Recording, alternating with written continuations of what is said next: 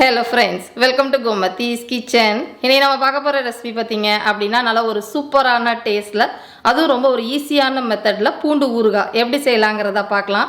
பொதுவா ஊறுகாய் அப்படினாலே நம்ம வெயில்ல எல்லாம் உணர்த்தி அதுக்கு அப்புறமா செய்வோம். அந்த மாதிரி எல்லாம் இல்லாம ஈஸியான மெத்தட்ல இந்த ஊறுகாய் செஞ்சு முடிச்சிரலாம். ஸ்டோர் பண்றதும் பாத்தீங்க அப்படினா மேக்ஸिमम ஒரு 3 மாசம் வரைக்கும் ஃப்ரிட்ஜ்ல ஸ்டோர் பண்ணி வச்சுக்கலாம். இப்போ வாங்க இந்த பூண்டு ஊறுகாய் எப்படி செய்யலாம்ங்கறத பார்க்கலாம்.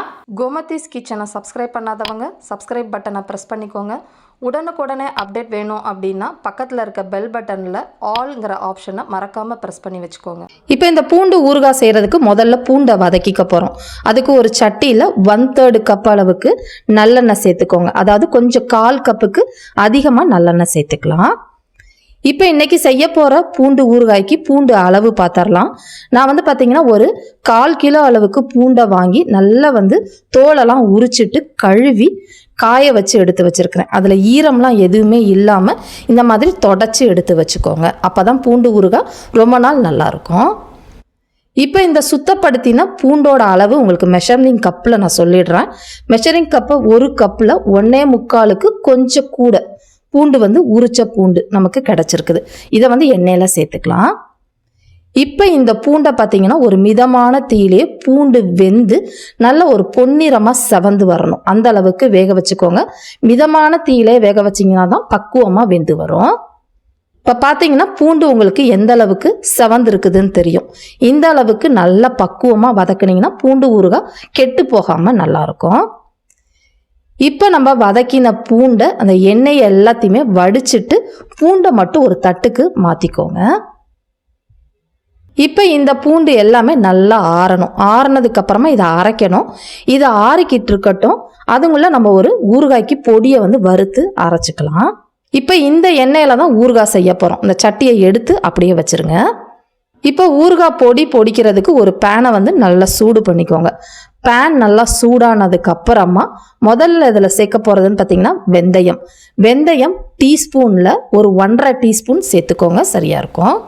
இப்போ அடுத்ததாக எடுத்த டீஸ்பூன்லேயே 2 டீஸ்பூன் அளவுக்கு கடுகு சேர்த்துக்கோங்க.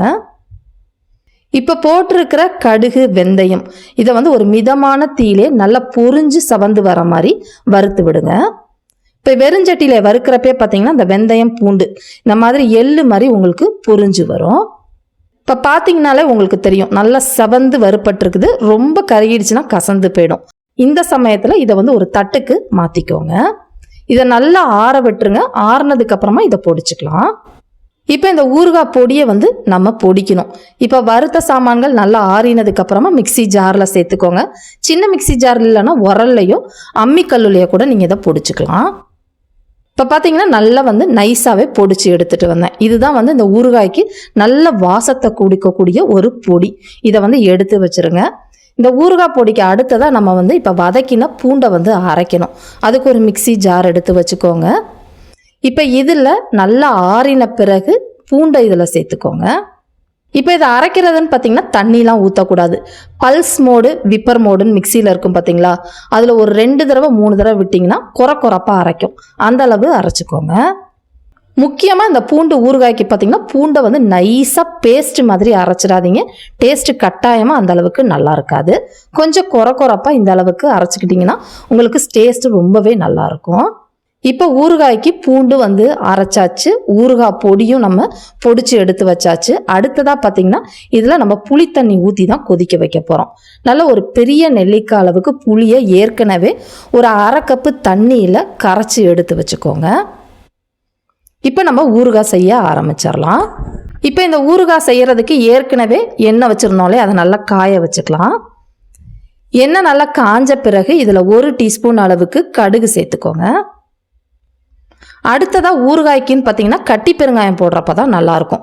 ஏற்கனவே என்கிட்ட பொரிய விட்ட கட்டி பெருங்காயம் கொஞ்சம் பெரிய பீஸாக 2 எடுத்துருக்கிறேன். புதுசாக எடுத்துருக்குறீங்க அப்படின்னா சின்னதாக கொஞ்சம் கட்டியாக போட்டால் போதும், ரொம்ப அதிகமாக போட்டுற வேண்டாம். இப்போ போட்டிருக்க கடுகு பெருங்காயம் நல்லா பொரியட்டும். இந்த அளவுக்கு பொரிஞ்சு வந்ததுக்கு அப்புறமா இதில் 2 இனுக்கு கருவேப்பிலையை கிள்ளி போட்டு சேர்த்துக்கோங்க. அடுத்ததாக பார்த்தீங்க அப்படின்னா இப்போ நம்ம அரைச்சி வச்சிருக்கிற அந்த பூண்டு விழுது சேர்த்துக்கோங்க.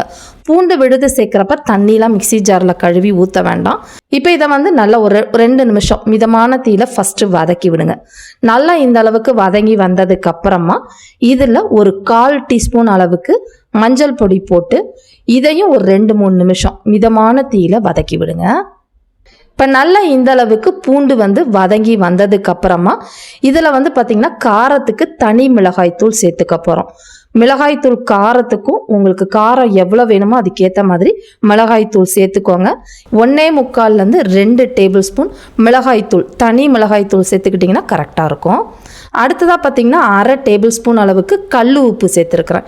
இதுவே டேபிள் சால்ட் அப்படின்னா ஒரே ஒரு டீஸ்பூன் சேர்த்துக்கோங்க போதும். இப்போ மிதமான தீயில இதை நல்லா வந்து பச்சை வாசனை போகிற அளவுக்கு வதக்கி விடுங்க. இப்போ பச்சை வாசனைலாம் போய் எண்ணெய் பிரிய நல்லா வதங்கி இந்த அளவுக்கு வந்ததுக்கு அப்புறமா ஏற்கனவே நம்ம கரைச்சி எடுத்து வச்சிருக்கிற 1/2 கப்பு புளி தண்ணியும் இதில் சேர்த்துக்கோங்க. புளித்தண்ணி சேர்த்து நல்லா கலந்துட்டு மிதமான தீயிலேயே நல்லா கொதிக்க விடுங்க. புளித்தண்ணி நல்லா பச்சை வாசனைலாம் போய் கொதிச்சு வரட்டும்.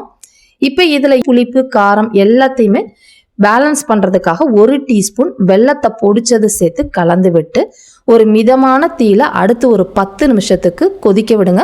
மூடி வைக்கக்கூடாது. இப்போ பார்த்தீங்கன்னா ஒரு 10-15 நிமிஷமாகவே இடையில கலந்து கொதிக்க விடுங்க. ஏன்னா தலக்கு நமக்கு மேலே அடித்து வெளியில் வரும். ஆனால் நல்லா கொதித்து இந்த அளவுக்கு வந்ததுக்கு அப்புறமா நம்ம பொடிச்சு எடுத்து வச்சிருக்கிற ஊறுகாய் ஸ்பெஷல் பொடி இருக்கு இல்லையா, அதில் 1 டேபிள் ஸ்பூன் அளவுக்கு மட்டும் சேர்த்துக்கோங்க. மிச்சம் இருந்துச்சுன்னா அடுத்த தடவை நீங்கள் வந்து மாங்காய் ஊறுகாயோ இல்லை இதே மாதிரி பூண்டு ஊறுகாய் போடுறப்ப நீங்கள் அதை சேர்த்துக்கோங்க. அப்படி இல்லைன்னா நீங்கள் புளிக்குழம்புக்கு போடுறது கூட கடைசியாக போட்டு இறக்கிக்கலாம், நல்லாயிருக்கும். இப்போ இதை கலந்ததுக்கு அப்புறமா கொதிக்க விடக்கூடாது. உடனே அடுப்பை ஆஃப் பண்ணிடுங்க. இது நல்லா ஆறினதுக்கு அப்புறமா டைட்டான கண்ணாடி பாட்டில் அப்படி இல்லைன்னா பீங்கான் பாட்டிலில் ஸ்டோர் பண்ணிக்கோங்க. இப்போ பார்த்தீங்கன்னா நல்லா ஆறிடுச்சு. கண்ணாடி பாட்டிலில் மேலே எண்ணெய் தெரிகிற மாதிரி ஸ்டோர் பண்ணி ஃப்ரிட்ஜில் வச்சுக்கிட்டிங்கன்னா 3 மாதம் வரைக்கும் உங்களுக்கு கெட்டு போகாது. செம்ம டேஸ்ட்டாக சூப்பராகவே உங்களுக்கு இருக்கும். இதே மாதிரி அளவுகளோட இந்த பூண்டு ஊறுகாயை நீங்களும் செஞ்சு பாருங்கள். செஞ்சு பார்த்துட்டு எப்படி இருக்குது அப்படிங்கிறத கமெண்ட் பண்ணுங்கள். வீடியோ பிடிச்சிருந்தாலும் கமெண்ட் பண்ணுங்கள், லைக் பண்ணுங்கள், ஷேர் பண்ணுங்கள். மறக்காமல் கோமதிஸ் கிச்சன் சேனலையும் சப்ஸ்கிரைப் பண்ணி வச்சுக்கோங்க. தேங்க்ஸ் ஃபார் வாட்சிங்.